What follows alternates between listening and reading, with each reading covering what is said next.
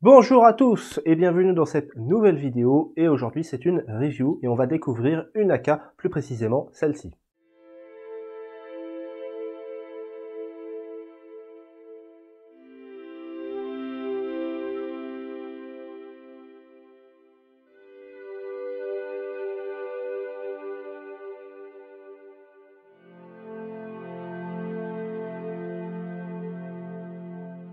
Et oui, l'AK-74U de chez APS, marque déconseillée par énormément de joueurs.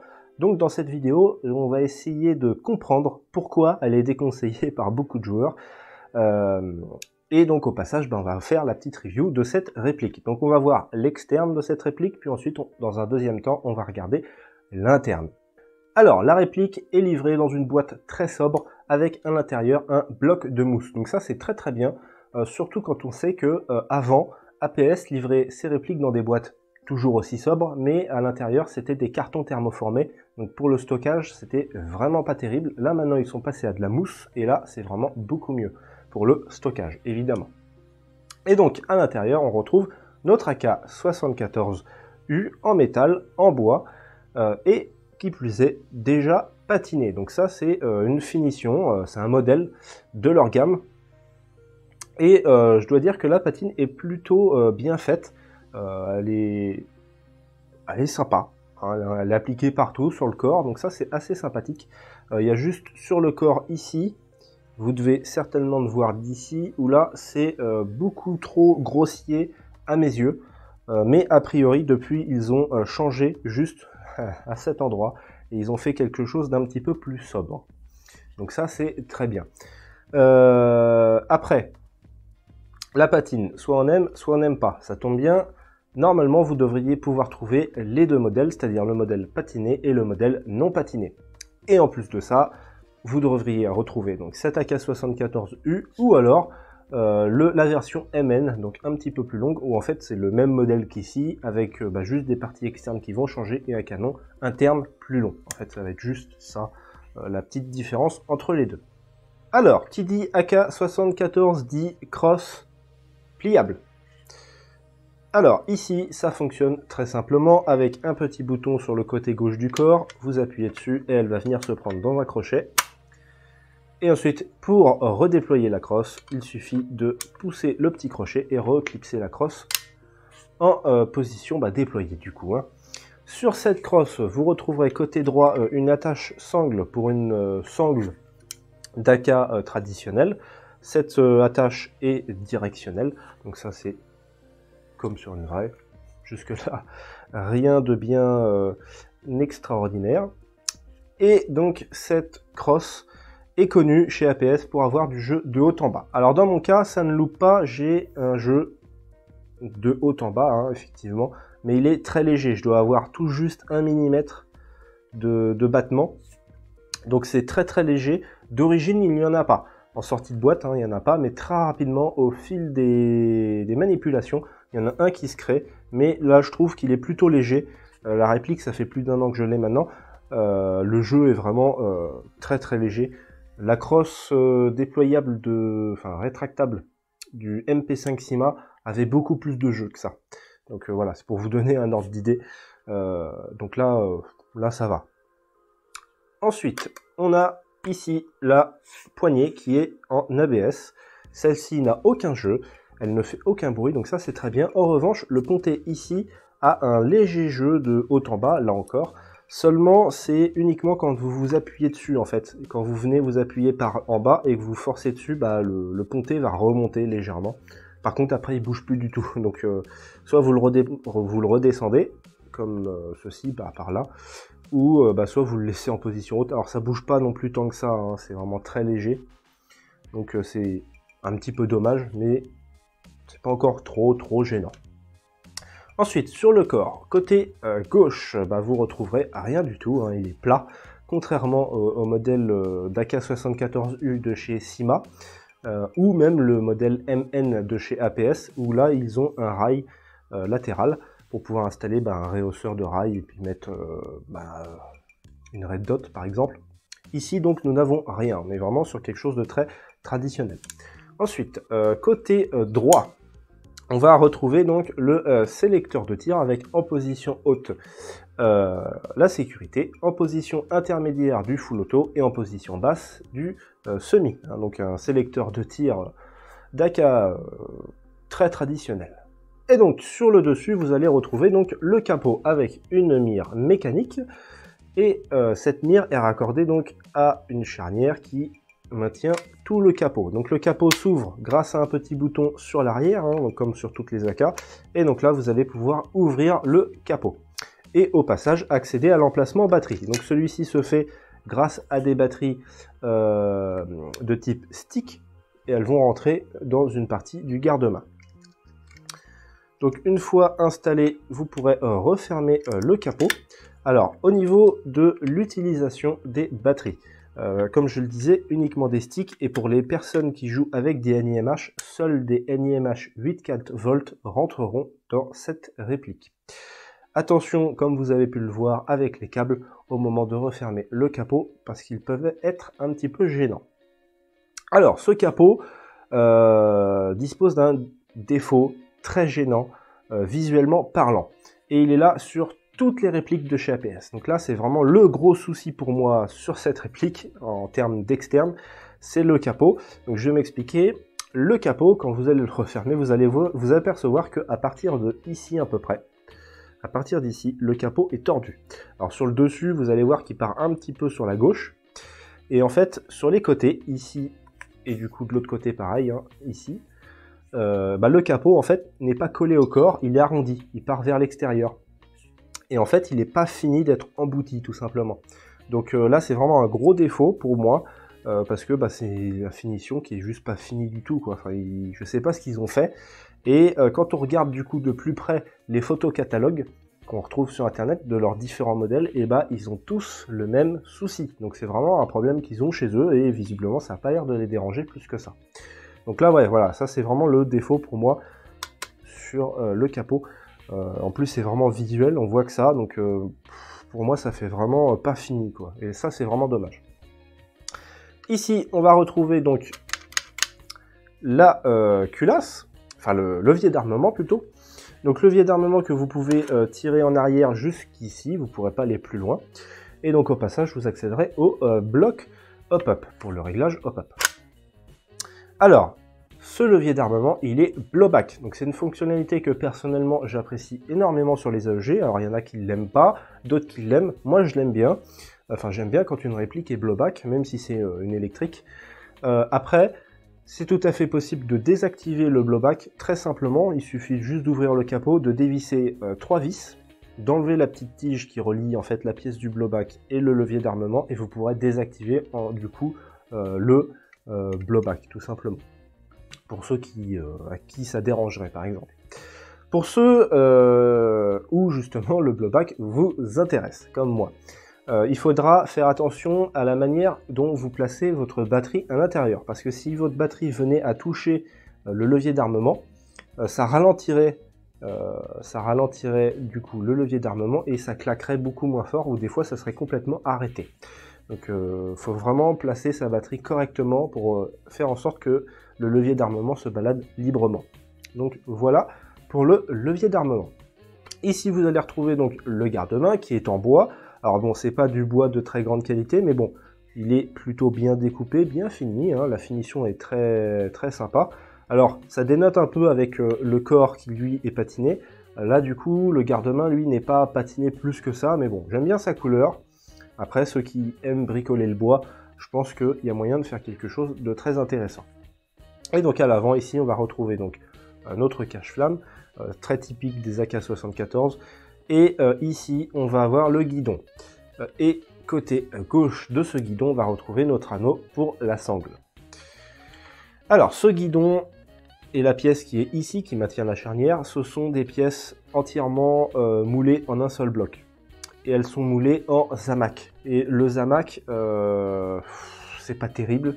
Et là, c'est des pièces à des endroits assez stratégiques, hein, c'est à l'avant de la réplique. Et faut savoir que le Zamac, surtout pour des pièces en extérieur comme là, c'est-à-dire que si la pièce venait à se prendre un mauvais coup, un encadrement de porte par exemple, où vous venez à tomber avec votre réplique, je suis pas sûr que les pièces justement qui sont à ces endroits-là tiennent le choc. Puisque ce sont des pièces quand même assez importantes, assez imposantes, et elles sont entièrement Zamac, et je suis pas sûr que ça a été une idée judicieuse de la part d'APS d'avoir fait ça, parce que, à mon avis, ça va vraiment jouer sur la solidité. Donc, faites très attention aussi à ce niveau-là. Passons donc au marquage, puisque la réplique dispose de marquage. Alors, on en a un sur le côté gauche du corps ici, peint en blanc donc sur la réplique. On en a deux pour la mire, parce qu'il y a deux crans, donc avec chacun un marquage. On a les marquages du sélecteur de tir, et on a des marquages en dessous dissimulés, relatifs à la marque. D'ailleurs, sur celui-ci, on peut lire édition limitée ou limited. Je me demande bien à combien d'exemplaires ils sont limités, parce que ça doit faire 3 ans, même peut-être plus que ça, que cette réplique existe et qu'elle est facilement trouvable, donc je sais pas ce que ça veut dire édition limitée chez APS. Voilà, ça serait la question à leur poser. Passons au chargeur. Alors, celui compris dans le pack est un iCap, donc il se remplit par une petite trappe à l'avant, vous remplissez, et en dessous on retrouve la petite molette du iCap. D'ailleurs, au passage, en dessous, on retrouve un marquage gravé et peint sur le chargeur. Donc ça, c'est plutôt bien. Le chargeur est également patiné, et donc, une fois inséré, il n'a aucun jeu. Donc ça, c'est vraiment très très bien, il ne bouge pas du tout. Donc ça, c'est vraiment chouette. J'ai ici des chargeurs Battle Axe, donc c'est des copies des Syma, hein, des copies conformes. Ils sont eux aussi donc en métal. Donc ici, ce sont des mid-cap. Et pareil, ils s'insèrent dans la réplique, et ça ne bouge pas du tout. Par contre, j'ai constaté un petit défaut. Un défaut qui vient, je pense, de chez APS, encore une fois. Alors, ce défaut, c'est la longueur. En fait, quand vous comparez les deux chargeurs, entre le Battle Axe et l'APS, eh bien, l'APS est plus court, en fait, que le Battle Axe. Alors, pas de beaucoup, hein, ça se joue de 5 mm à peu près. Mais bon, 5 mm, c'est 5 mm. Et des fois, ça se voit, surtout en photo. Donc, voilà pour les chargeurs. Alors, au niveau de l'insertion, je vais quand même vous montrer quelque chose. Alors, ça s'adresse surtout aux débutants. C'est comment on insère un chargeur d'AK dans une AK, tout simplement. Ça se passe un petit peu comme avec un M14. Donc, on insère l'avant du chargeur ici, qui va servir de bascule. Et ensuite, on le bascule pour le clipser à l'arrière, comme ceci. Et donc après, ça fonctionne pareil en arrière. Donc j'explique ça parce que j'ai vu des débutants se tromper et le résultat n'a pas été beau à voir. Ils ont carrément cassé leur chargeur. Donc voilà, je préfère vous expliquer comment ça fonctionne, tout simplement. Alors pour l'externe, en début de vidéo, je vous disais que c'était en bois et en métal. Alors pour le bois, c'est bien en bois.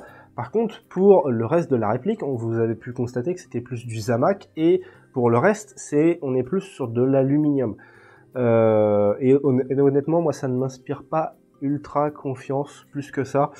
Ça n'a pas l'air d'être de la super qualité, donc il faudra faire vraiment très attention avec cette réplique pour son externe, surtout, parce que si vous venez à tomber avec, ou autre chose, hein, je suis pas sûr que ça tienne vraiment la route. Donc voilà, c'est vraiment le gros souci en fait pour moi sur cette réplique. Pour l'externe, c'est l'externe en fait tout simplement, qui n'a pas l'air d'être d'une super bonne qualité, et puis à définition, comme vous l'avez vu avec le capot, qui sont pas extra. Bien, donc nous avons terminé avec l'externe, donc nous allons pouvoir passer à l'interne, qui est intéressant tant bien en qualité qu'en défaut, vous allez le voir. Alors, pour l'interne, si on s'en tient juste aux caractéristiques données par les différents shops spécialisés, on a en interne un canon de 6,03 mm, donc ça c'est plutôt bien. On a une gearbox QD, donc ça c'est très bien. Par contre, vous serez quand même obligé de soulever la gearbox pour pouvoir accéder au changement de ressort rapide. Mais il est là, et donc ça fait plaisir, surtout quand on sait que la réplique sort à 410 fps, en tout cas dans mon cas. Visiblement depuis, ils auraient changé leur puissance, ils les auraient rabaissés, mais ça reste à vérifier. Donc dans mon cas, voilà, je vous le dis, j'étais à 410 fps en sortie de boîte. Donc des caractéristiques fort intéressantes, mais on va aller un petit peu plus loin. Et on va démarrer donc avec ce qu'il y a dans la gearbox. Alors, au niveau du moteur, on est sur un moteur qui vient de chez eux. J'ai pas d'éléments de comparaison, mais très honnêtement, il y a une bonne réactivité. Vous verrez ça sur les tests de tir tout à l'heure. J'ai vraiment été très surpris. Ça a été vraiment une surprise, très clairement. Voilà, j'ai vraiment été très surpris. Voilà, je le redis. Ensuite, en interne de la gearbox, donc c'est une gearbox V3. On a donc un switch V3 standard. Par contre, il est monté sur des câblages en argent. Donc ça, c'est très bien. On a ensuite des engrenages 16:1 les plus standards du monde. Par contre, ils sont montés sur des bearings. Donc ce sont des roulements. Et ça améliore considérablement la réactivité. Et ici, ça marche très bien. Ensuite, on a un piston avec la moitié des dents en métal, l'autre moitié en plastique. On a un guide ressort QD, comme vous le savez, qui est monté sur roulement. Le guide, par contre, est en ABS renforcé. Ensuite, vous allez retrouver une tête de piston montée sur roulement, elle aussi, elle est en métal. On a une tête de cylindre en métal aussi et un nozzle en métal. Et alors, pour couronner le tout, le combo tête de piston, tête de cylindre et nozzle est étanche. Donc ça, c'est très bien, comme quoi c'est possible pour une réplique ultra rentrée de gamme d'avoir quelque chose d'étanche. Donc là, ça marche très bien, c'est étanche direct et ça, c'est super. Notez une petite chose, la tête de cylindre est propriétaire au cylindre. Donc si vous voulez changer la tête de cylindre, il faudra changer également le cylindre. Donc voilà pour la gearbox. Donc j'ai envie de vous dire, waouh, c'est super. Et en fait, non, pas du tout. À l'intérieur, il y a une pièce qui va faire défaut. Il y a une pièce qui va faire défaut, très clairement. Et je pense que c'est là le gros souci chez APS qui fait que tout le monde vous dira APS n'achète pas, c'est nul.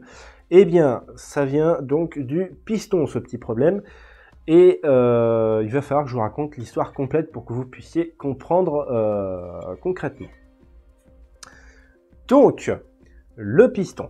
Alors, il y a un certain temps maintenant, on était en 2020, donc j'achète ma réplique, donc jusque-là tout va bien, et donc comme tout bon airsofter qui se respecte, je mets une batterie dedans et je m'amuse à tirer avec, hein, donc jusque-là tout va très bien. Ensuite, je fais des tests de tir dans mon jardin, là aussi, encore, tout va pour le mieux. Donc j'ai pas dû dépasser les plus de 10 chargeurs, hein, très clairement avec cette réplique, hein. Donc voilà, j'ai tiré, j'ai fait des tests de tir, et ensuite après je l'ai rangé, et je l'ai laissé dans sa boîte du coup, puisque évidemment 2020 et 2021 n'a pas été des années où, enfin 2 années où je n'ai pas beaucoup joué à l'airsoft, comme beaucoup d'entre vous je pense. Donc voilà, cette réplique est restée dans sa boîte après avoir tiré une dizaine de chargeurs. Et donc courant 2021, j'ai écrit, comme vous le savez, le e-book Upgrader votre AEG pour vos besoins. D'ailleurs, au passage, le lien est dans la description et profitez-en en ce moment, ce sont les soldes. Donc, allez-y, hein, profitez-en. Le lien est dans la description. Donc, pendant que j'ai écrit ce e-book, il fallait que je prenne des photos pour les couvertures de chaque chapitre. Donc, ceux qui ont déjà acheté le e-book savent de quoi je parle. Et donc, j'avais sélectionné cette gearbox plus une deuxième, une V2 de chez Syma. Et donc j'ai ouvert cette gearbox qui n'avait qu'une dizaine de chargeurs, hein, donc très peu de chargeurs de tirer. Et là ma surprise a été de voir le piston, la partie des dents en plastique du piston commençait à être grignotée. Donc j'ai trouvé ça très étrange, après seulement une dizaine de chargeurs dans mon jardin, je vous le redis. Du coup je continue mes photos et je remets le changement de piston à plus tard. Donc très clairement en airsoft, hein, les pistons qui se font grignoter par les engrenages, c'est quand même quelque chose d'assez récurrent. Moi j'avais déjà eu le cas avec 2 autres de mes répliques, un PPSH 41 et une MG 42. Donc voilà. Donc je m'étais dit voilà quoi. Seulement là on est quand même sur une réplique qui était neuve. Elle n'avait pas de chargeur, elle n'avait pas de partie à son actif. Et donc là le piston était très clairement en train de se faire grignoter. Donc 6 mois plus tard, je me décide à changer le piston. Donc j'en achète un avec toutes les dents en métal, hein, donc jusque là tout va bien. Et je fais le changement. Et quand je fais le changement, je m'aperçois que les dents du piston de chez APS sont plus courtes que sur un piston normal. Donc là, je me dis qu'il y a sûrement un problème quelque part. Enfin, j'ai trouvé ça vraiment bizarre. Malheureusement, j'ai pas pris de photo de profil pour qu'on se rende bien compte, en fait, de ces dents qui sont plus courtes qu'un piston normal. Et pourquoi j'ai pas pris de photo après? Parce que le piston, j'ai dû le détruire, le piston APS, j'ai dû le détruire pour récupérer la tête de piston qui était collée au piston APS. Super. Donc du coup, je me suis retrouvé avec des photos un petit peu bancales pour pouvoir expliquer ça. Seulement, ça ne s'arrête pas là. Ça ne s'arrête pas là. Au même moment, à la même période, sur Facebook, sur un groupe Facebook, un joueur annonce avoir un problème avec une M4 de chez APS, là encore. Et là encore, après seulement quelques chargeurs dans son jardin, le gars a un problème avec son piston. En fait, son piston s'est retrouvé lui aussi complètement grignoté. Donc là, je me dis qu'il y a sûrement un problème avec les pistons APS. Alors notez bien une chose quand même, c'est que dans mon cas ou dans le cas de la M4, on était sur des batteries 8 4V NiMH ou des 7 4V LiPo. Donc c'est pas des grosses batteries. Et donc du coup, je me dis qu'il y a sûrement un problème avec les pistons de chez APS et que c'est certainement un problème connu. Donc je décide de faire un post sur un très grand groupe Facebook. Et là, j'ai quand même réussi à avoir 2 réponses. Et ces 2 réponses m'ont confirmé qu'il y a bien un problème chez APS, que c'est des problèmes assez récurrents. Donc voilà, pas de surprise. Donc j'ai pas envie de vous dire que c'est un problème qu'il y a sur toutes leurs répliques de chez APS, enfin toutes les répliques APS. Je pense que c'est plus des problèmes un petit peu comme avec le MOSFET CIMA, c'est-à-dire que c'est qui tout double. Soit ça marche pas, ou alors soit ça marche mais un certain temps. Là c'est pareil avec les pistons, c'est-à-dire que soit vous tombez sur un piston qui est bon, soit vous tombez sur un piston qui est pas bon. Je pense qu'on est plus sur ça que toutes leurs répliques n'ont que des pistons pas bons, sinon leur marque aurait déjà coulé depuis bien longtemps. Donc voilà d'où vient, je pense, le problème, le problème de réputation de APS auprès des joueurs. Ça vient de leur piston, je pense, qui est défectueux en fait, enfin qui a les dents trop courtes. D'ailleurs, au passage, si vous changez le piston, c'est fort probable que vous vous retrouviez dans cette situation. Dans le cas de l'AK de chez APS, qui est blowback, il faudra découper un morceau du piston sur le dessus pour la pièce qui tire le levier d'armement. Donc soit vous achetez un piston qui a déjà la découpe de fait sur le dessus, il y en a, ça se trouve très facilement en pièces détachées, il y en a, ce sont des pistons normaux, ou soit vous le faites vous-même avec un Dremel, c'est très simple, ça prend 5 minutes, donc voilà. Mais pensez-y. Donc voilà pour cette histoire de piston, cette histoire de piston défectueux, et pour moi le problème de ce piston défectueux, c'est que si vous savez pas ouvrir une gearbox, et si vous ne savez pas changer un piston, ça c'est mort pour vous, c'est même pas la peine. Autant un ressort, surtout là on a un ressort avec un ressort QD, un changement de ressort rapide. Là autant ça peut se faire très facilement, très rapidement, sans être un très grand bricoleur. Là le piston c'est même pas la peine, si vous savez pas démonter une réplique, si vous n'êtes pas chaud, là poubelle quoi. Donc très clairement là pour moi ça va être un très très gros point noir pour cette réplique, son histoire de piston, très clairement. Donc voilà pour l'interne de la gearbox. Donc on va pouvoir passer donc au block hop-up, donc ça va être rapide. Le block hop-up, c'est un block hop-up de AK traditionnel, le plus traditionnel du monde, et il est en métal. Donc ça c'est vraiment très chouette. Donc il est réglable, il fonctionne très très bien. Et le joint qui est à l'intérieur, alors je sais pas trop ce que c'est comme joint hop-up, mais ça soulève de la 0,28 tranquillement, ça l'envoie même au ciel. Donc vous pourrez soulever des billes même très lourdes avec, sans aucun souci. Pour le canon 6,03 mm, il est court, mais c'est un 6,03, donc ça va permettre d'avoir une bille assez précise, sur des distances par contre assez courtes. Vous le verrez sur les tests de tir juste après. D'ailleurs on va pouvoir passer au test de tir. Donc on va faire un test chronie.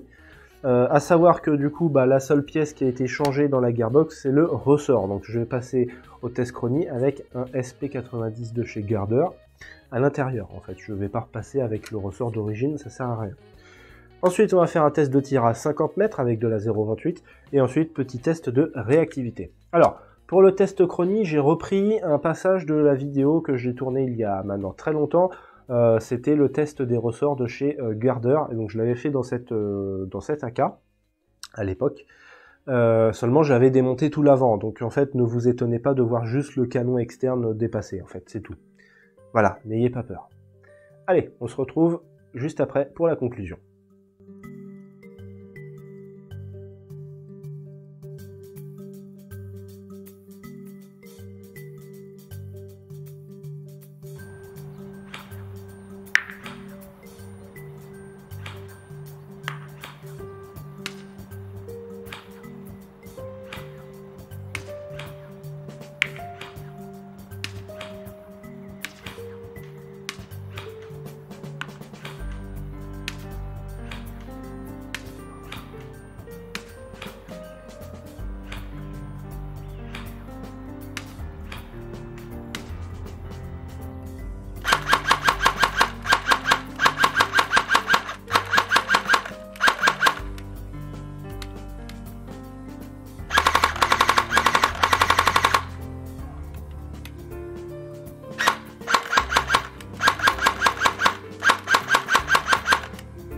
Bien, donc on constate que ça touche à 50 mètres, donc ça c'est très très bien.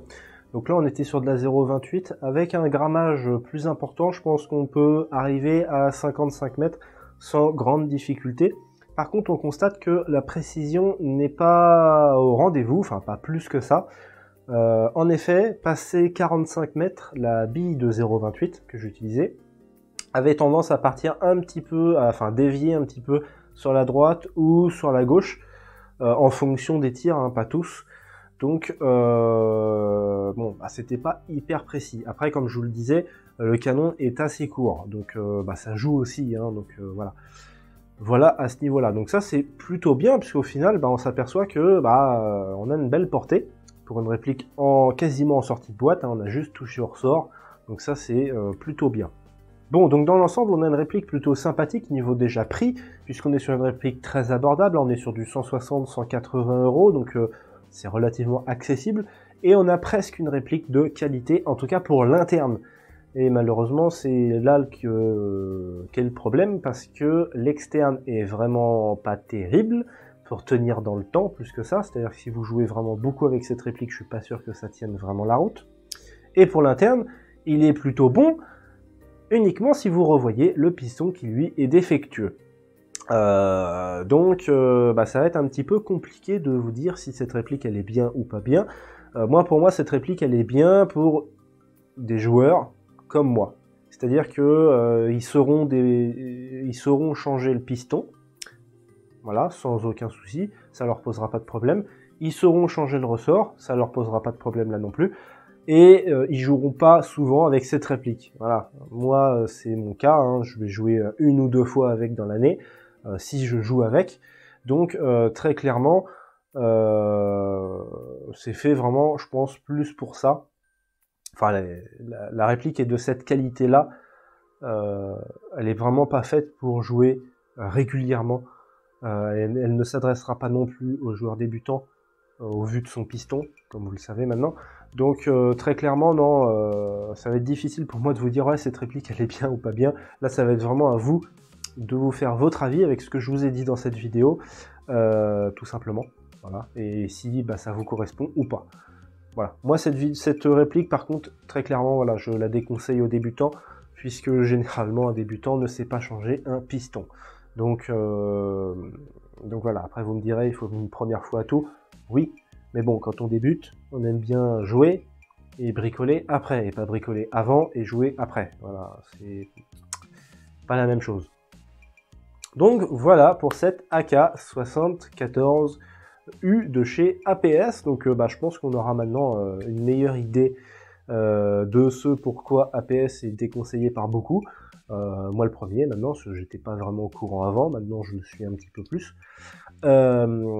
On pourra éventuellement faire une deuxième vidéo, ce sera le démontage et le remontage de cette réplique, surtout pour accéder au bloc hop-up, où là c'est un petit peu plus complexe, puisqu'il faut démonter des pièces un petit peu embêtantes, avec des ressorts. Donc si une telle vidéo vous intéresse, eh bien dites-le moi en commentaire, et puis je ferai ça dans les prochaines semaines. Parce qu'il y a vraiment quelques petites astuces à prendre au démontage. Dites-moi également en commentaire si vous avez cette réplique, si vous avez déjà bricolé des choses dessus, si vous l'avez upgradé, si vous l'avez eu, que vous avez eu des problèmes, ou alors au contraire aucun, pas du tout, ça marche nickel. Eh bien allez-y, les commentaires sont là pour ça. Si vous avez des questions, n'hésitez pas, les commentaires sont également là pour ça. Vous retrouverez dans la description le lien vers une page Facebook fraîchement ouverte, donc c'est la page Facebook de la chaîne YouTube. Donc vous pouvez aller la découvrir, aller la liker et la suivre pour découvrir les futures vidéos éventuellement qui sont en préparation, ou si j'ai des questions à vous poser, eh bien je pourrais le faire via cette page. Donc allez-y, le lien est donc dans la description. Dans cette description toujours vous retrouverez le lien vers le e-book Upgrader votre AEG pour vos besoins, qui est en ce moment soldé, puisque ce sont les soldes en ce moment, les soldes d'hiver. Donc profitez-en, ça va vous apprendre à savoir upgrader, à faire les bons choix dans une upgrade, et surtout savoir pourquoi vous le faites, tout simplement. Donc voilà, vous posez en fait tout simplement les bonnes questions. Et donc ça marche pour toutes les gearbox traditionnelles, ainsi que les V3 par exemple qu'on a vu aujourd'hui, la APS.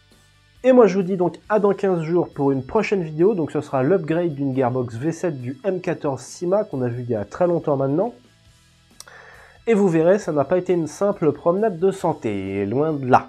Donc abonnez-vous pour être sûr de la voir. Vous pouvez également liker cette vidéo, c'est très important. Et moi je vous dis à très bientôt.